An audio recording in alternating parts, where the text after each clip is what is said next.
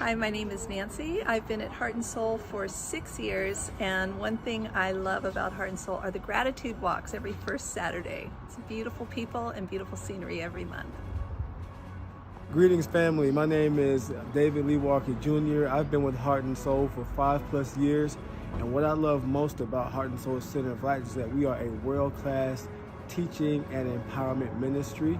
And when I say that the teaching is everything that my soul and my spirit need for me to be my highest and best yet to be, I am so grateful and so thankful that not only do I have this access to this world-class teaching and empowerment, I get to do it in beloved community with the Heart and Soul community, and that makes the experience even better. So I'm grateful for the teaching and the fact that I get to live life with such a beautiful, wonderful, powerful community of people.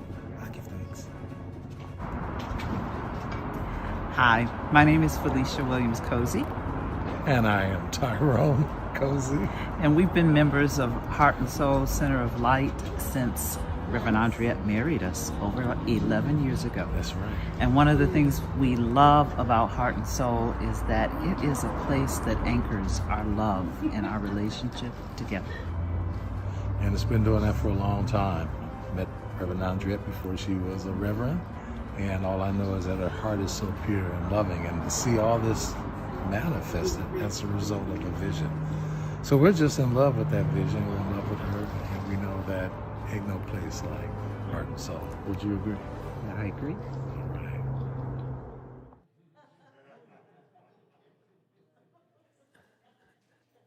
And I agree as well. And so I want to get in on this a little bit because those are good. So I'm Reverend Andriette Earl, and I am the founding and senior minister. And I have been, wait a minute, I'm trying to get my good in here. And I have been at Heart and Soul, obviously, for 13 years as the founder. And what I love about Heart and Soul is my opportunity to expand my life, to deepen my practice, to know something more, including in this moment now.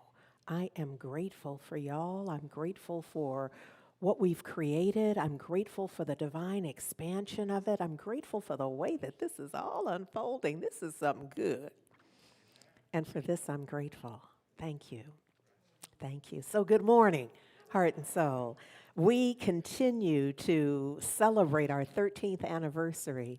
I don't even have to explain why, do I? We just did, because we can, because we are.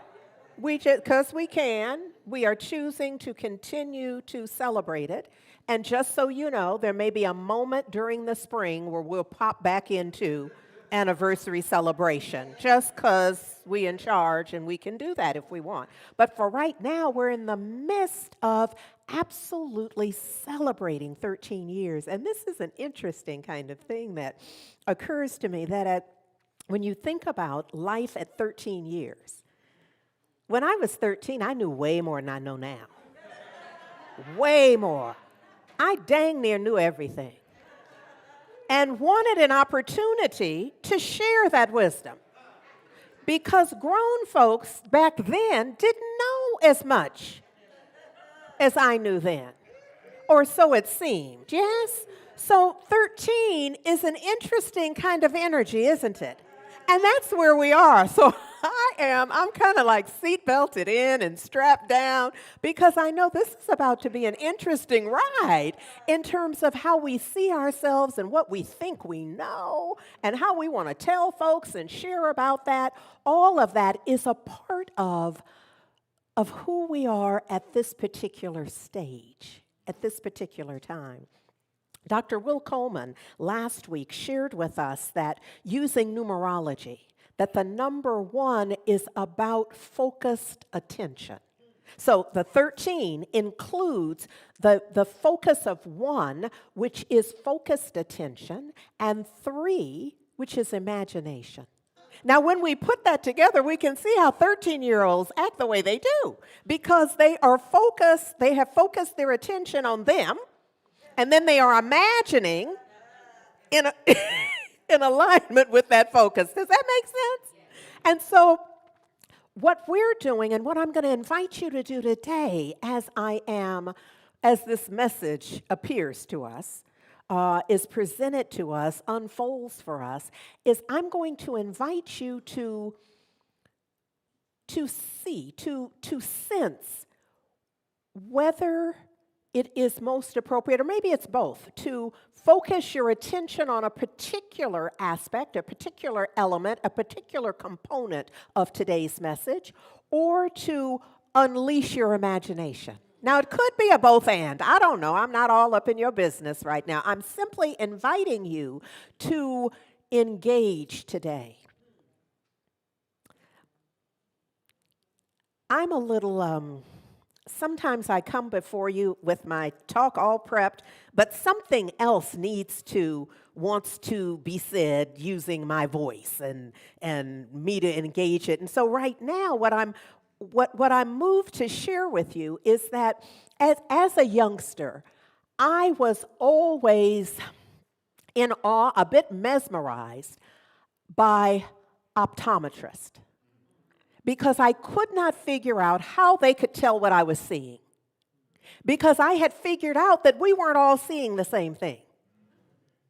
And I couldn't figure out how it is that they could discern what I could see. And same things for audiologists. How can they definitively discern what I can hear? And I have since determined that they can't. Try having an optometry appointment when you are exhausted. Well, maybe not for young folks. Let me young folks just get a drink of water right now. I'm talking to the elders. As an elder, go to your eye appointment. No, do not do this. But if you do go fatigue, there's no way to keep up with that. And so one can end up, ask me how I know, with a prescription that has nothing to do with your eyes.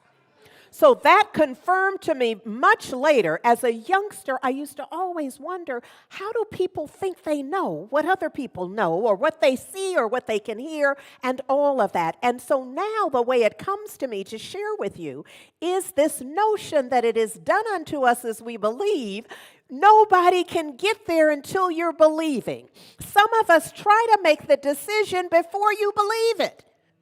And you have decided that it won't be that way, whether you believe it or not, but it is absolutely associated with whether you believe it. So until you believe it, it ain't no thing. Your belief is what is the engine, so to speak. It's the mechanism. It's how it works. Absent your belief, you will have no proof ever. So if you're waiting for the thing and then you're going to start believing, let me just tell you, you've got a wait coming. Because it's not happening until you engage your belief system, until your will, which means engaging your belief system in the way I'm speaking of means letting go of what you used to believe. Oh, shoot. Gotta let go of that. I've trusted that. That's what I'm leaning on. Been driving that, been riding in that. Yeah, you're going to have to let go of that. Or there'll be no new. There'll be no shift. Not in the way we pray for, not in the way we dream for, not in the way we sing about and affirm.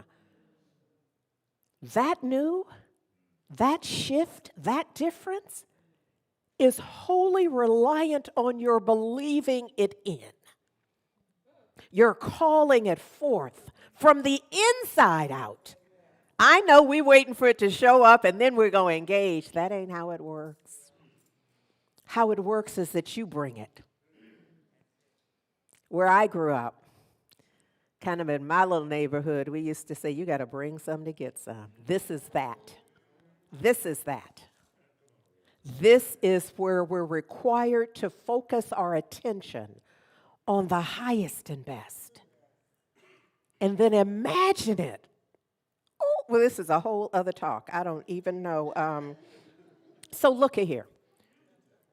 If we are truly focusing our attention on the highest and best, in Revelations 21, it would say a new heaven, a new divine idea. If we were to focus our attention on a new divine idea, somebody would say peace. In fact, I'm going to ask you right now, what is it for you? Even you at home and out to brunch, all that, put the fork down for a moment. And let's just focus our attention to see, what is it? What's your heart's desire? What is it you're praying for? What is it you're hoping for? What are you desiring for the children? What is that? Call that out right now, whatever that is. Ashe, Ashe, Ashe, Ashe, Ashe, Ashe, Ashe, Ashe, Ashe, Ashe, Ashe, Ashe, Ashe, Ashe. Call it out. There's power in our word.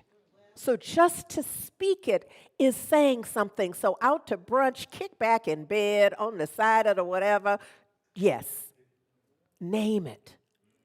But you're not done. You see, because after we have focused our attention, and just saying it is not the same as focusing one's attention. Let's be clear. So saying it is a step. Not going to get there if you don't say it. Are you clear about the... Okay. So first to say it, to stand in it, have the courage to speak it. Because sometimes we sense that we're not even able to just say it. Because maybe we've had a diagnosis, a prognosis, so we can hardly utter the words health and well-being, healing. But we must have the courage. We must show up willing to just speak it, to just stand on the very precipice of the diagnosis and the prognosis and say it aloud. Health and wellness. And maybe it's about money, maybe it's about finances, maybe it's about debt, maybe it's about whatever that is, to stand in it and say prosperity, which translated is an abundance of all things good. That would include health and well-being in truth. So we just stand at the very edge of wherever we see ourselves, which is directly connected to the greater possibility. So we stand right there doing our best to be in the gap, or get thee a practitioner to stand in the gap for you, saying, this is as far as I can go with this. I can say it, but what did the man say? I believe. Lord, help thou my unbelief. I can believe some of this. This is how I can say it. But help that part that doubts. Help that part of me that is afraid to even say it, because nobody in my family has been debt-free ever. And so I don't know really how to believe it, but I'm willing to, I can at least stand there. But I'm going to need somebody to say it louder, somebody to say it clearer, somebody to say it from a grounded, anchored place that can support me in moving from where I've been to where I intend to be. What I see, a new heaven and a new earth, is but the manifestation of the divine idea. My focused attention, and that you see, the imagination. So here's our step, yes? It's first to say it. Well, no, you can't say nothing you don't know. So first you're going to have to know it. So just be willing to know it, to have an awareness. Awareness is always your first step. So have an awareness of the heart's desire. Yes? And then be courageous and speak it. Be bodacious. Say something that has never been said before. Or maybe you've said it before, but this is the first time you meant it. See, don't get caught up in it. Just be willing to stand in it. Boldly, freely, yes. Yes, go for it would be another way. So you're aware, first of all, and now you've spoken it. And now focus your attention on it. And what that means in this instance is, do not entertain the contrary. Do not you cannot be the expert on credit card debt and how hard it is to get out of it. while you affirm prosperity. You must focus your attention on your intention, your heart's desire for prosperity. You have to let go of all of your wisdom that you've acquired about debt and doing without and being without.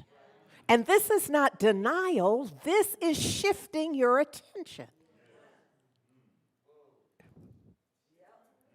I don't know if you get that. It can be subtle. It's a bit nuanced until you master it. Because I'm not telling you don't act like you got the bill. I need you to act like you got the bill. Because part of being debt-free is getting that paid.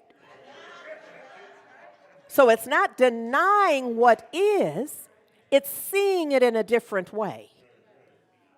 Some of us have seen it as a permanent condition. And so we live in it as if it's a permanent condition. This begins to shift that. So you're saying, okay, that's how it is right now, but it ain't gonna always be that way. So what's the song? It ain't I can't get it right now. Let me move on. But this idea is because sometimes I get a little caught up in an eddy of trying to remember something that really is tangential to the thing itself, and so I'm gonna try to focus my attention, model the behavior right here, right now. That the idea could be that, okay, so you've been in court with the case or you've had the hearing and it did not go the way you wanted or the way you know is right. Now you can decide that it's over. That it's over and that's just that. Or you can decide that the power of your belief makes a difference. And you're going to begin to believe something about that. You're going to begin to know something very specifically about that. What are you going to know? Well, the highest and best. Because your situation does not cancel out the highest and best. It's not even a testimony to the absence of that. What it is an ask for your attention on something more. Now, you're at choice. I'm not telling you what to do, even though I probably sound like it. I'm just realizing I'm a little impassioned here. But I simply want to go on record and say you are absolutely at choice. It's up to you what you believe. But watch yourself now. Watch yourself. That's a lot of power, your belief. Why? Because it's done unto you as you are believing. Not how you gon' believe or how you told people you believe, but as you are yet believing.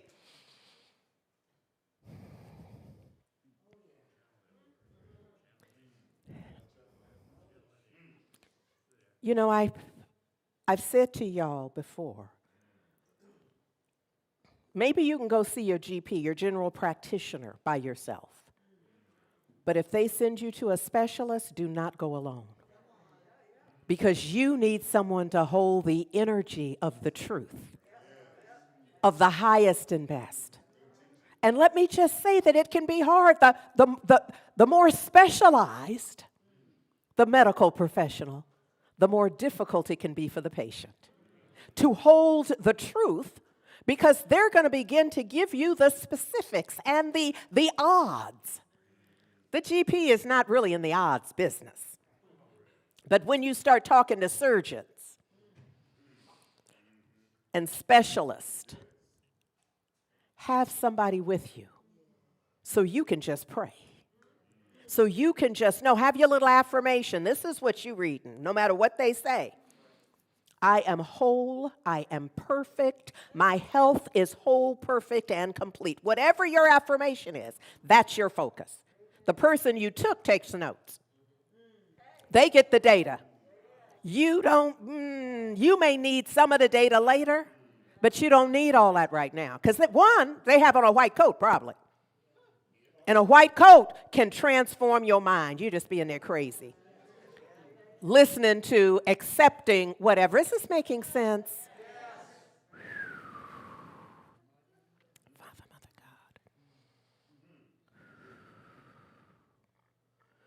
So you're not going to the doctor and you're not going to court by yourself. This isn't about the attorney or whatever professional you have. What you need is somebody you know is not going to be distracted by the proceedings. And they will know what their job, and they are to support you in getting the information. But your job is to stay centered. Why? Because it's done unto you as you believe. You cannot afford to believe what the surgeon believes, because you can't wait to find out what they believe. Pardon me.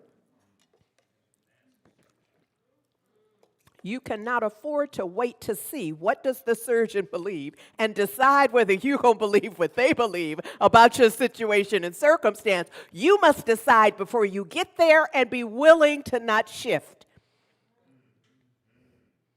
This must be for somebody, because there ain't a note about this at all.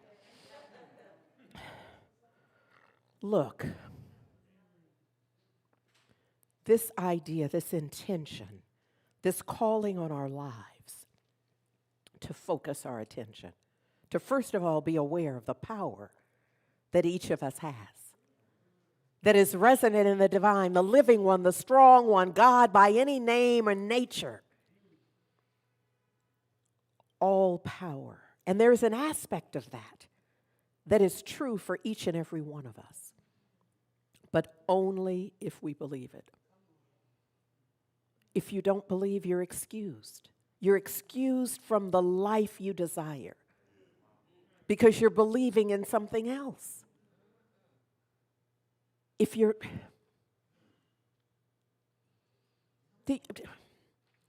there a question?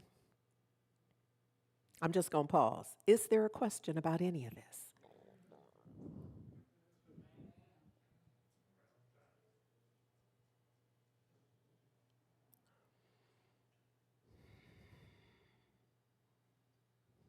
Do I dare ask if there's a question in the chat? I'm out here on a limb anyhow.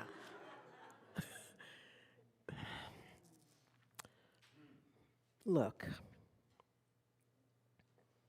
there is a power that is present right where we are right now, each of us.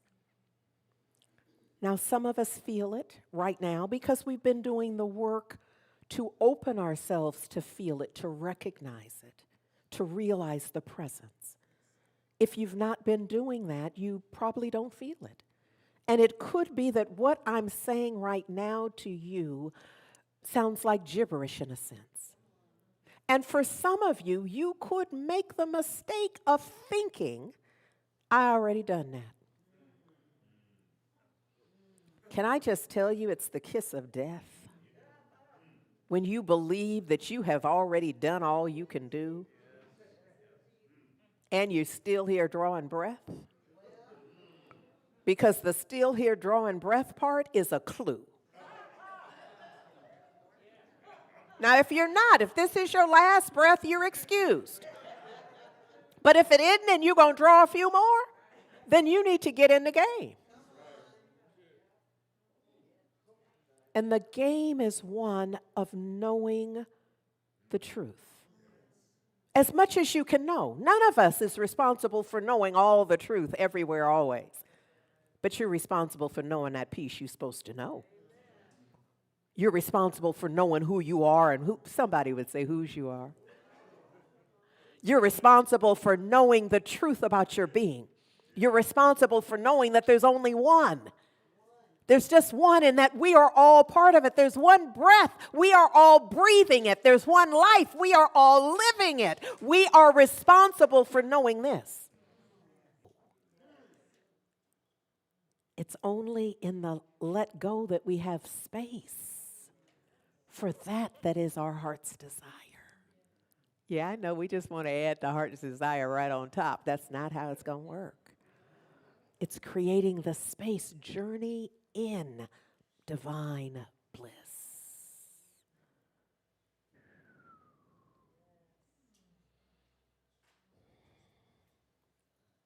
There's a part of me. Am I the only one high?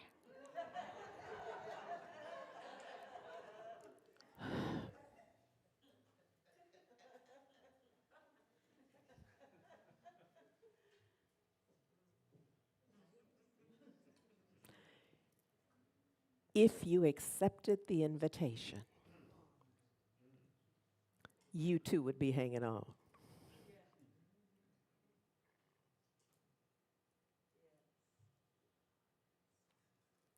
Revelations 21:5. I make all things new. It is in the divine journey, away from the mundane, in the divine journey into bliss, into truth, into light, into love, that one experiences the divine transformation.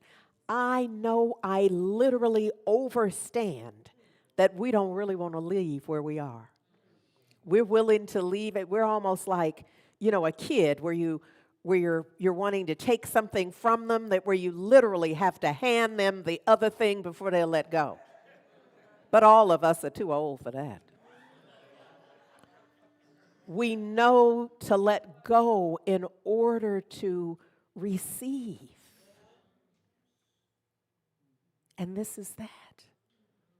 It's that journey in bliss that supports us in the let go.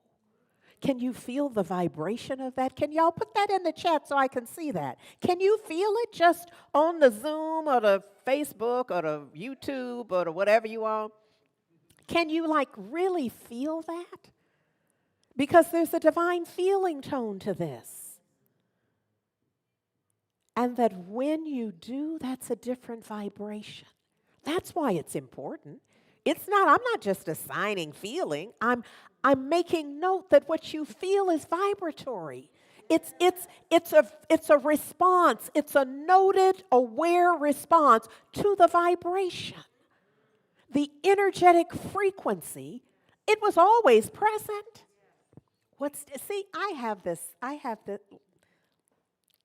this belief that musicians and contractors, builders, electricians, plumbers, architects, no, not so much. The folks who are kind of, sort of, yeah, let's bring them in too. The folks who know that what they're doing, they are doing in alignment with principle. So they may not call it that, but in music, there are principles. Those notes, there are only so many, and do you watch often when musicians get to that point where they're just feeling it? No, they aren't just feeling it. It looks like that to us. They're doing way more than feeling it because they're in the thing itself. You see, they've already done the study and or practice. Because some folks do it without the study. But they are so immersed in the practice that they can't even turn it loose. That there's no place where the music ends and they begin.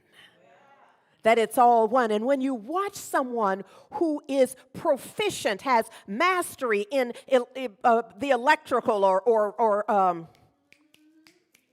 carpentry, it's an art. And you see them, they know what to do and what not to do. I don't think y'all get what I'm talking about. Because you're still in your seats. The top of your head hadn't blown off like mine has. I don't think you get what I'm talking about just because we still in the room. The roof is still out here. Because it's not me. I don't have anything to tell you personally. But I'm willing to invest my voice, my time, my attention in delivering an idea here.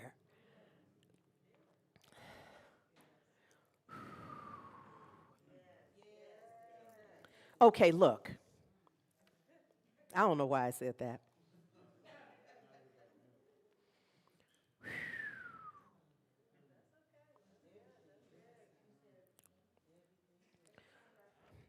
So, what I thought was going to happen for next year, there's no point.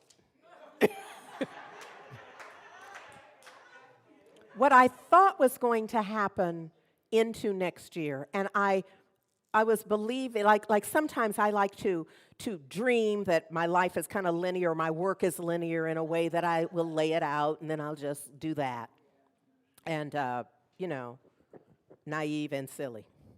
So I was imagining that for next year, and maybe in December we would begin kind of laying a little track for this, but I'm clear that for 2023 for us is that it's got to be a focus on what must I do in me in order to shift the world, my world, first from the inside out, my personal world, and my personal sense of the universe. Because what I'm clear about, and y'all know this already, that we all have way more power than we're using. And not just using, we got way more power than we acting like we got. We're not even claiming it, let alone using it. We're not even acknowledging the power we have as divine beings. And we are divine beings. We are spiritual beings having a human experience. But that's not like an excuse. That doesn't give us a pass. You know what I mean? So we're having a human experience, but we're to have this human experience in a spiritual way. From a spiritual consciousness, from an awareness that we are not bound by being in human form. I don't know, see. It's all true, but I think sometimes we're living the human experience like it's a box out of which we cannot climb. Like the human experience is what I'm supposed to be doing. Rather than having the light of the divine so shine as me in my humanity that it transforms that.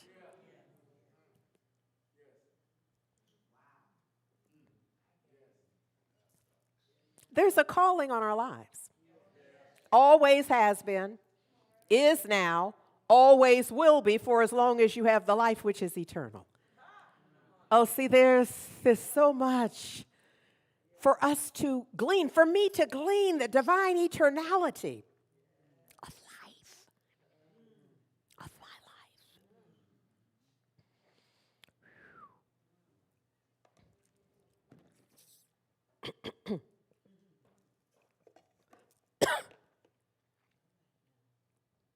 That if we truly believed the truth of our being, our whole, our perfect, our complete nature, if we truly believe that, our world would be different.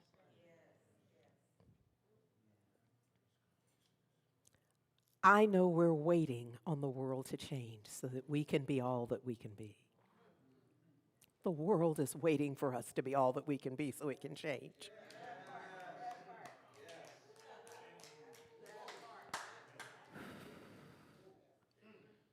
Look, Ernest Holmes did this thing about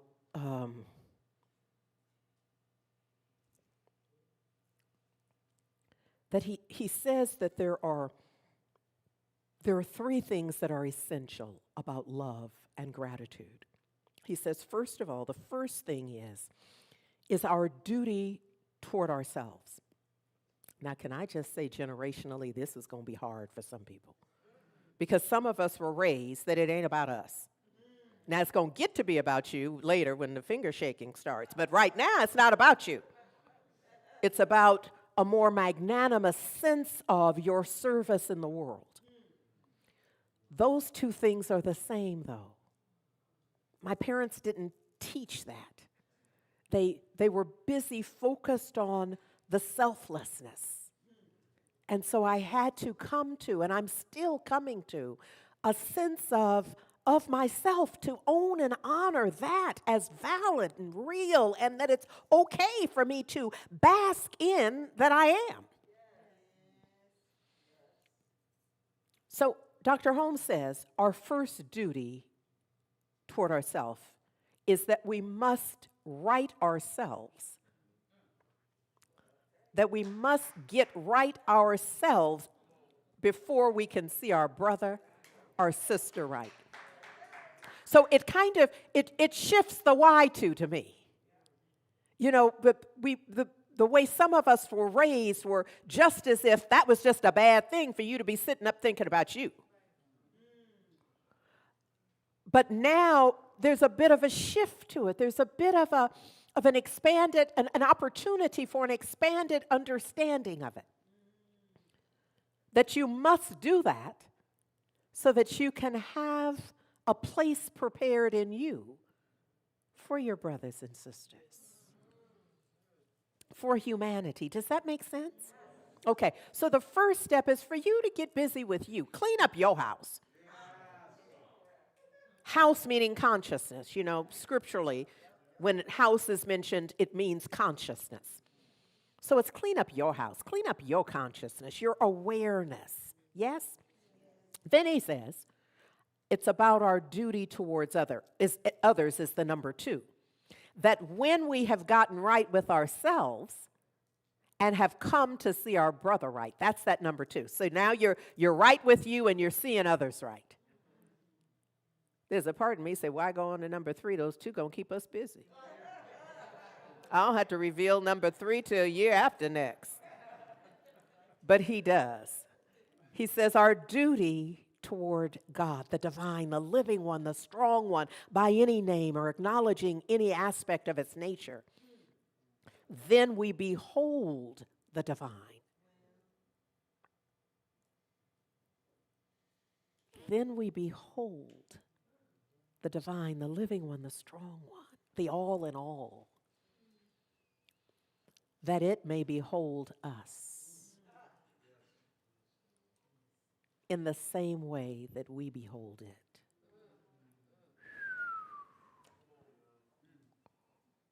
What you say, Reverend? Did you just say it's going to behold me like I behold it?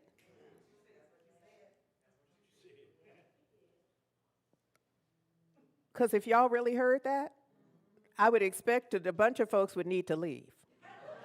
They'd be like, you know what? I got work to do. Rev, I love you, but I can't sit here because I need to go journal. I need to go make an appointment with a practitioner. I need to work some stuff out. I can't just be sitting around here on Sunday morning. Because look, if it's responding to me as I respond to it, I don't have not a moment to waste. As I realign my attention with my intention. Yes. You see, this is why, at least for me, I remember that one of those on Easter Sunday when the children would be called up to give a verse. And some of us were left with God is love. And you wanted to be more adept. You wanted to be a better speaker, someone who could memorize a longer affirmation, a longer scripture, so that you could showcase that instead. And it was because we didn't understand the power that was the one. I mean, I'm just going to go on record and say it was all good, but that's the one. The one that we wanted to hurry up and not have to be the one to do God is love. Why is that all I get to say? Because that's all that matters. That's all that matters. That's all that matters. God is love. Oh, John Coltrane said, it's a love supreme.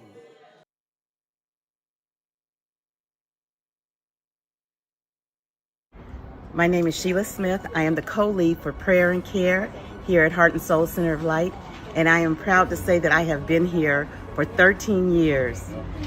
I love Heart and Soul. I have grown as a person. I have grown spiritually. I have an extended family. This is my place. My name is Takia Franklin. I am the mother of Sadeh, Hiram, and Halim. I've been at Heart and Soul for 12 years. My babies have been raised in the beauty of this community and environment, and what I love about it is that it is filled with a village of prayer warriors, people who really understand and understand the importance of doing the work and practicing the faith and allowing that to function, and it has really blessed my life as I continue to realize my highest and best self. So, hi, my name is Dan. I've been a member here at Heart and Soul for 13 years. And what I really love about Heart and Soul is how we are just family here. We always have get-togethers together, and just a loving family, and I appreciate that. Hello, my name is Janet Tillman, and I have been a member of this community and loving this community for over 12 years. And I am so grateful to be a part of it. And the main reason is because of the love and the transformation and the active care that we give each other is consistent. So, this is our time for our closing prayer. And I just want to invoke, if you will, Romans 13:8. Love is the fulfilling of the law because love is God. And I'm adding a love supreme because love is God, a love supreme. And so I just ask if you're comfortable to, just assume whatever the position is for prayer, allow your eyes to close, bow your head, whatever is appropriate for you and your expression of prayer. And just remember that true prayer is universal. It's never just personal. It's never one person just praying for themselves as if they could have and no one else. It's universal in that it's intended to open our heart mind in a sense that we could see our heart's desire for everyone who desires it, that there's no one from whom we are withholding divine good, the divine good that we want for ourselves. And so it is in this attitude of love and gratitude that we bring this attitude to prayer. And we begin recognizing that there is one life, the life of the divine, the living one, the strong one, God, Allah, Jehovah, by any name, one life. And that each of us is living the one life, even as the one life is living us. That we are all breathing the one breath. The breath of the divine, the living one, the strong one. We are breathing the breath of God, even as that breath is breathing us. That we are knowing something quite magnificent, something quite beyond any lack or limitation or restriction.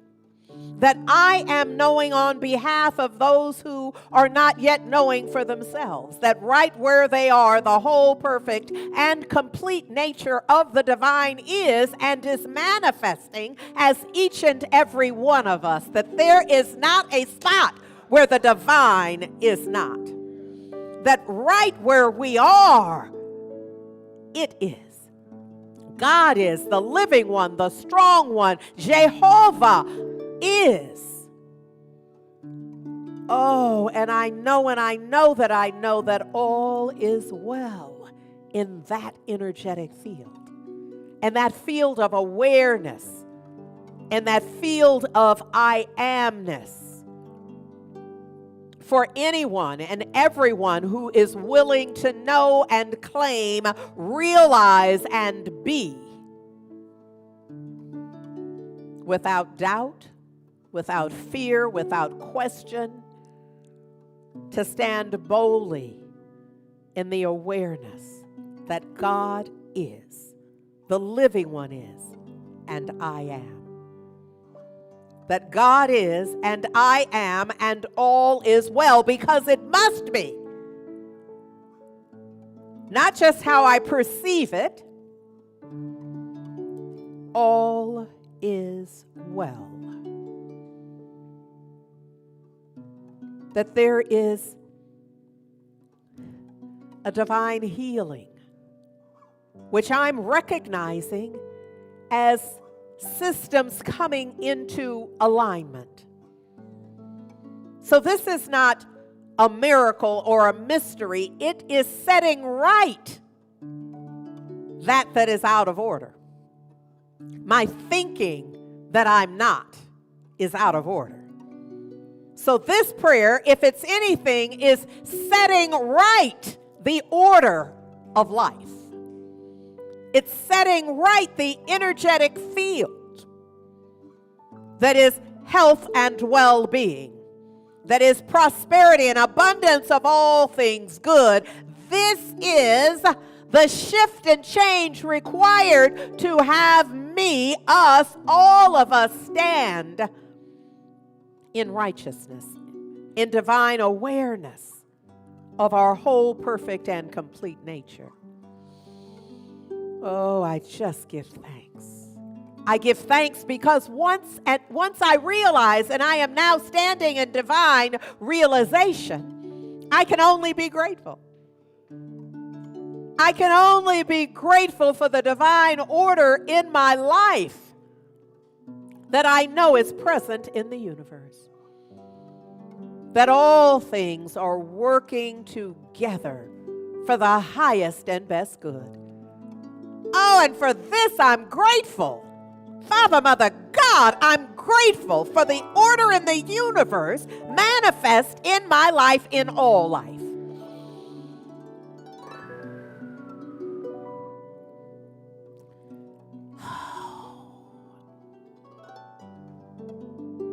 Knowing that this is so, I simply let go. In letting go, I'm releasing this word into the perfect activity of law. And the law I know is love. It's a love supreme. So I am releasing this word, my heart's desire, this perfect truth, into a love supreme. Knowing that it cannot possibly return void. Knowing that it must produce in like kind. That it reveals this divine energetic field in which I stand, in which I live, in which I move, in which I have my very being. Oh, I know that it's done and done well. And so I simply let it be.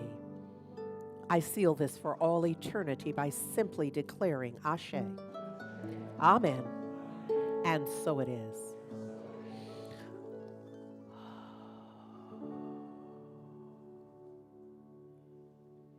Love matters.